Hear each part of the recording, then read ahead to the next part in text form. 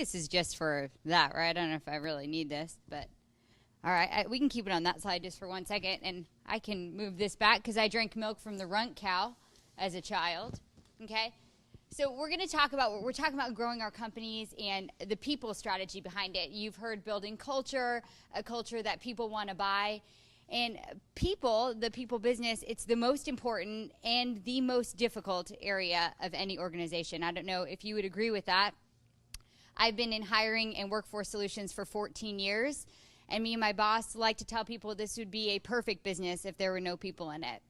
I got an amen. Wow, we're bringing church here. All right, I love it.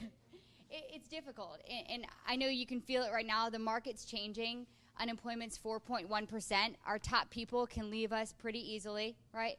And so our mindsets as we're building a growth strategy around people has to be a little bit different.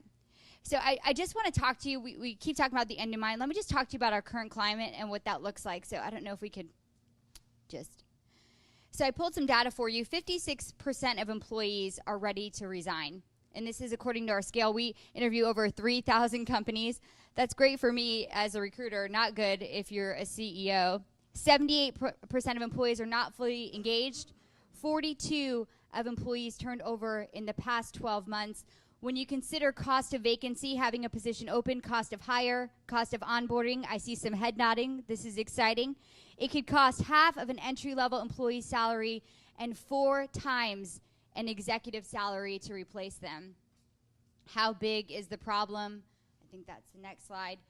The Bureau of National Affairs estimates that businesses lose $11 billion annually due to employee turnover. It's affecting our P&Ls. It's affecting our bottom line.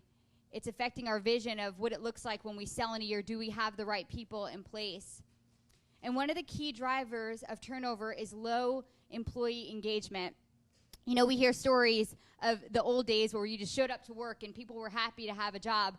We're in a totally different market right now. It's employee-led. They are helping us make the decisions of how to lead them and create a stay culture. And one of the key factors of engagement is a sense of purpose. The employee needs to be aligned to the goals of the company, and they need to understand how they work, that what they do furthers the goals of the organization, that they share in it, and it's important. I was just meeting with a chief administration officer the other day. She leads a nonprofit, and they wanted to see how they can figure out a way to retain their employees, to keep them engaged. They had a department of 32 people. The executive came in and wrote out 30 job descriptions of not what was there, of what he needed for the organization. And he had everyone interview for those key positions. There were 32 employees, only 30 spots. And people were willing to take a salary cut to interview and be in a position where they loved what they did every single day. And so I would encourage you, you know, we have people in positions and they're in them for a long time, but are they in the right roles? Are they happy? So if we're looking to grow and have a culture, when people walk in, are they ready to buy us? Are your people smiling? Are we all on the same page? Do we have a culture of engagement? Those are things that we want to look at. At AppleOne, I do a lot of training for new leaders on culture and team development. And I was talking to a new manager, and she said to me, I am telling people what I think that they should do. I'm having conversations with them. I'm trying to move them forward, and no one's listening. I said, you're so cute. You actually think that when you say something, people will listen. You must not be a mom. And so we identified she has 2 cats. But when we say things, it doesn't happen, right? We know that as leaders. We drive to work in the morning. Why is no one listening? It's only me. You know, how do I punch somebody in the face legally? And so, you know, we want to work through these things with wisdom, right? And create an environment where people are excited to be there. So what we do, what I do with my clients, what we do as advisors is we know the power of self-reflection. In a minute, we're going to break out into groups and we're going to look at this, but I just wanted to ask you some questions. If your heart flickers a little bit, if you feel like Tinkerbell's in there, maybe it's something that we should look at, right? So things that we know. The labor market's tightening. What type of exposure do you have in the market to gain access to a larger percent of the market to find the best candidates possible? Jenny was talking about she's doing searches, she can't find us. Are we on LinkedIn? Are our employees showing why they love our organization? What are we doing to gain that exposure so when you pick up the phone and you say, I want you on my team, they are ready to become a part of it? My last 2 internal hires said, you look like you have so much fun on LinkedIn. I want to be a part of that. Well, that was great. I didn't have to do a lot of the work. It worked out for me.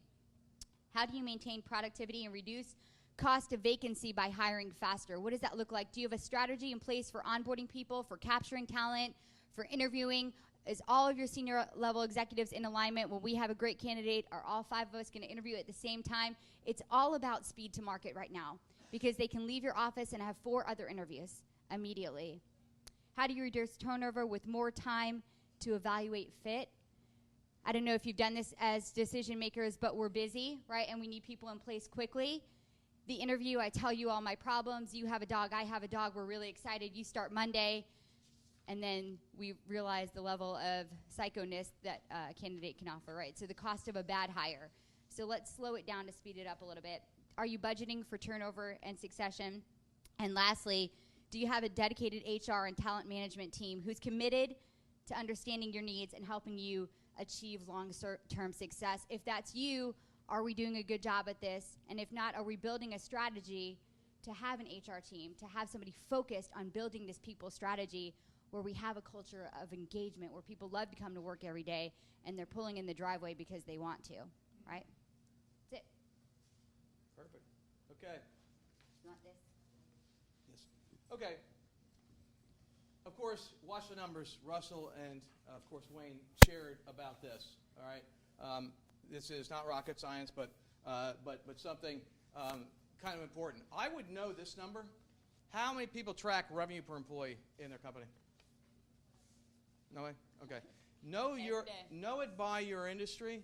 I was with an oil and gas company in Houston before I came here, you know, and one of the measurements was, do I have $1 million per employee? This was a $300 and some odd million company. All right. So he had 426 people worldwide.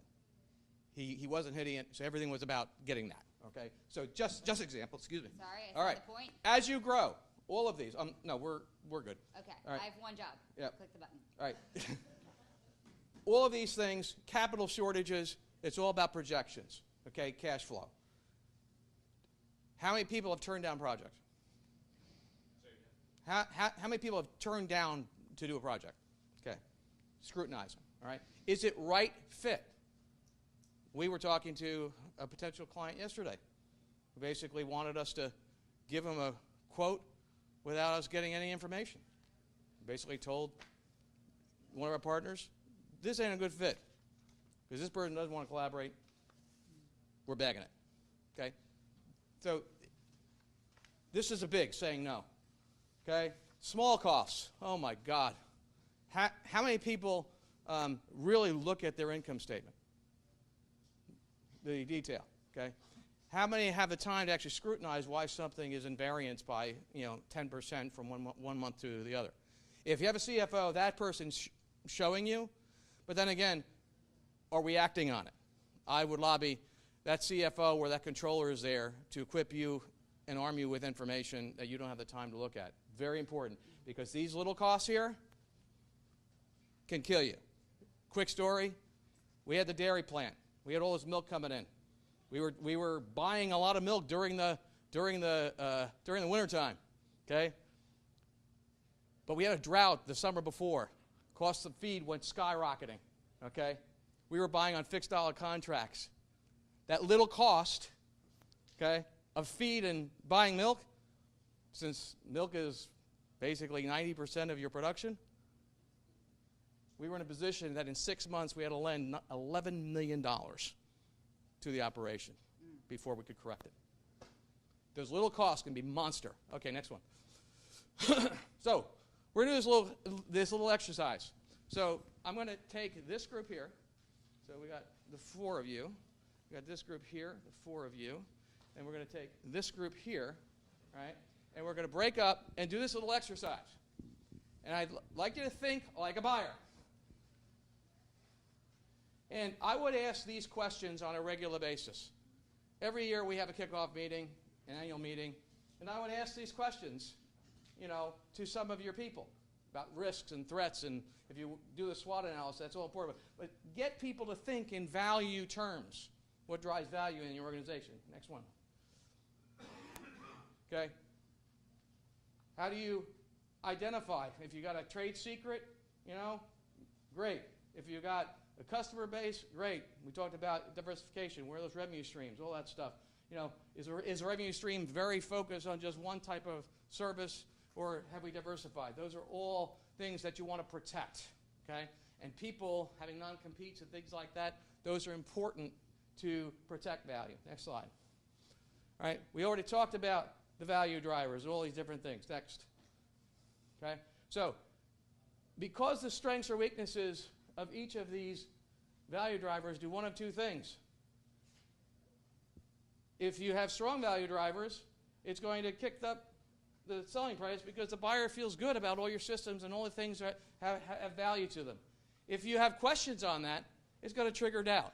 Run through this exercise every year with your people. Next. Okay. So this one here, everybody has got on that page, which is page. Okay. I'm going to have each of these groups here rate your business on these value drivers. Rate it 1 to 5. 5 being optimal, 1 being lowest.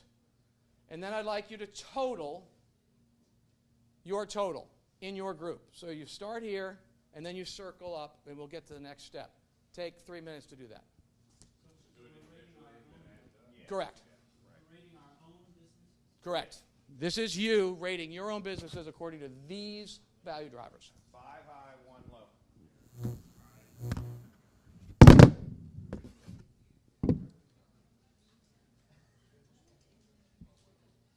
Okay, you got that? Okay, so you jump first, and then we're going to come back to you. So you rate 1 to 5 your feeling on your company, and then get it. We're okay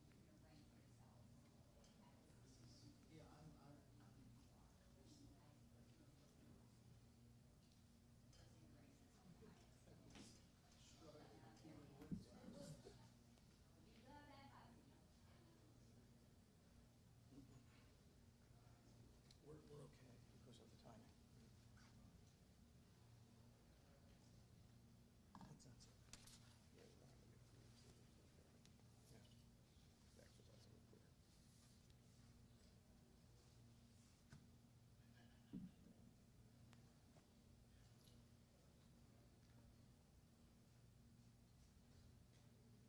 All right, so do your score, and then you might want to slide over Steve if you're going to need to for this next step anyway. You need to be closer to who you're with if we're going to do something. So do your score, add it up, and then add up the whole group.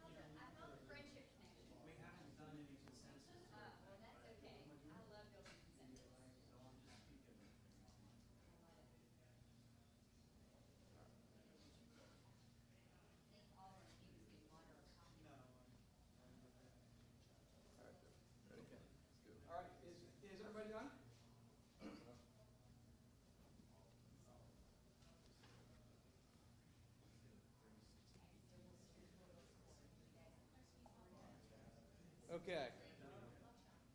All right. The next step here is the business owner that has the highest score in that group.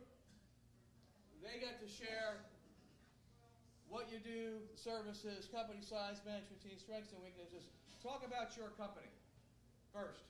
Take about 8 minutes to do that. Within the group. And then you can ask questions. The other business owners are going to ask questions about your business. And then we're going to come back and take the next step. So take the next 8 minutes or so to enjoy that part. Who's got the high score here? Okay, you got this one? Who's got the high score here? The idea around this thought process. Then you got the next one. Perfect. Your point of view, why are you scoring? You know where you're at. It's gonna work out the same. Basically, like an interview. You're gonna buy your company. Tell me why. Oh, yeah.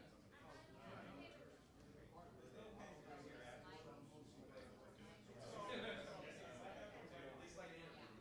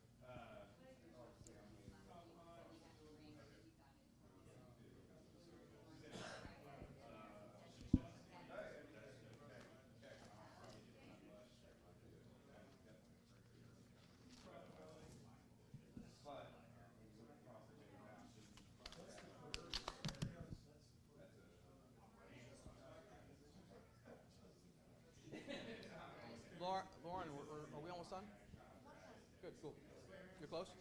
Good.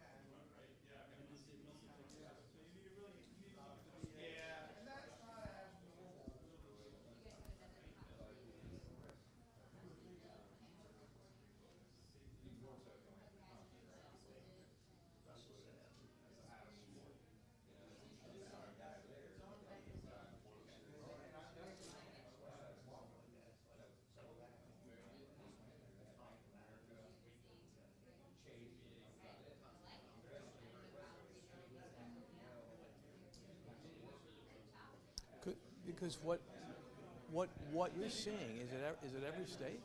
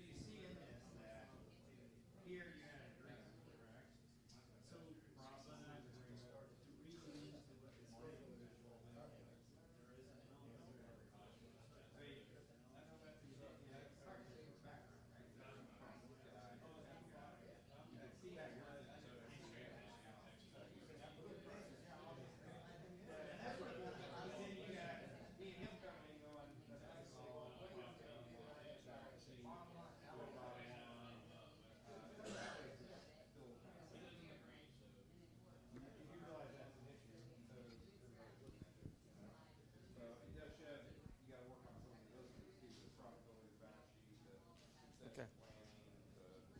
All right. Done here? Where's Lauren?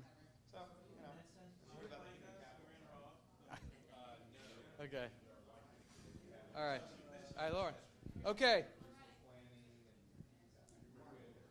All right. I'd like at this point each moderator to give your conclusions, what the differences were you saw, and some of the things that might be some insights for everybody else. So I have Stephen from ICS, and I hope I can do a great job representing like he did. So he had a score of 50, and after listening to what he's doing, I can absolutely see why.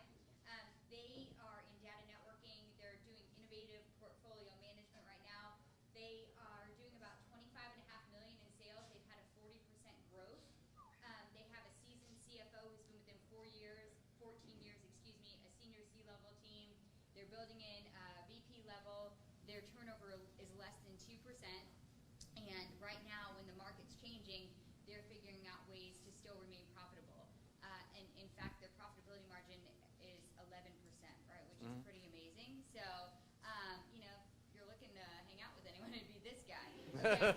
So, his strengths, he said, were his financial reporting, right? They just switched over from Deltec to Uninet. Yeah. Okay. And really, I mean, he's powerful. There's some power in what he's doing. His balance sheet, right? It's looking pretty good, right? 11% profitability, I'll take it. His customer base, right? It's transitioning. It's getting really competitive. I asked what he was doing so we don't just drive down price, and they're creating products that will cause interest, and then they can set themselves apart Excellent. from their competitors, Excellent. right? Management team, he's nailing that. We've got some great people that are invested, and then human capital. And then our group, the only thing that they highlighted was the technology that he didn't include. So optimizing technology, they were impressed with that. But then everything else was in alignment. Profitability, financial reporting, management, their human capital. So, from a seller's perspective, this would definitely be a company that he's viewing in the same aspect of us as buyers. Right? Excellent. So anything that I left out from the group that I didn't mention that you wanted to highlight? No. Questions? Yeah. Great stuff. Yeah, and I just want to end with a high five. There we go. Okay. Good. Great job. All right, Lauren. Okay, so this is David. He's got a survey mapping company. They do all underground air drones for building any physical asset they map to the virtual world. His company is at $7 million in revenue with 60 employees, and he's at about a 5% turnover rate right now. So their org chart here is president, VP, CFO. They have 6 departments with a manager for each department. He feels part of the weakness of his company is they can be sued at any time for mistakes. They have small projects that don't last very long, and it's hard to forecast a long-term pipeline for them. Some of the strengths is they're diversified with their clients, and they do not put everything in one basket. So a lot of client diversity there. He feels the industry is booming. Not a competitors, and only 5 or 6 firms in Florida that do the same thing he does. Really? Terrific. So,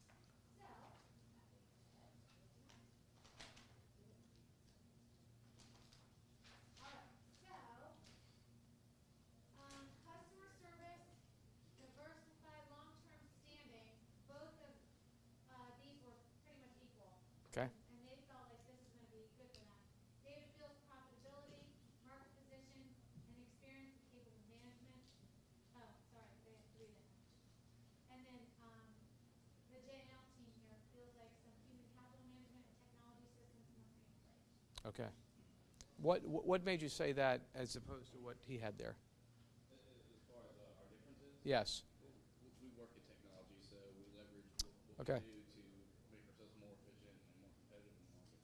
Great. Okay. Good stuff. Russ.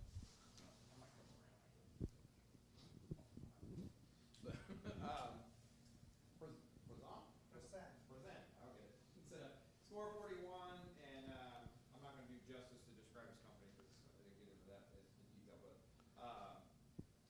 basically doing cybersecurity, software solutions, services out there with government contracts. Some of the things he scored himself high on were customer service, processes, proprietary technology processes, management team. Okay, and you can tell when we were interviewing with them that he has his ship in order with the operating processes, technology, the internal workings. But some of the issues that came up, human capital, we need to work there. We have a big issue on the business development side. How he's lacking definitely on the business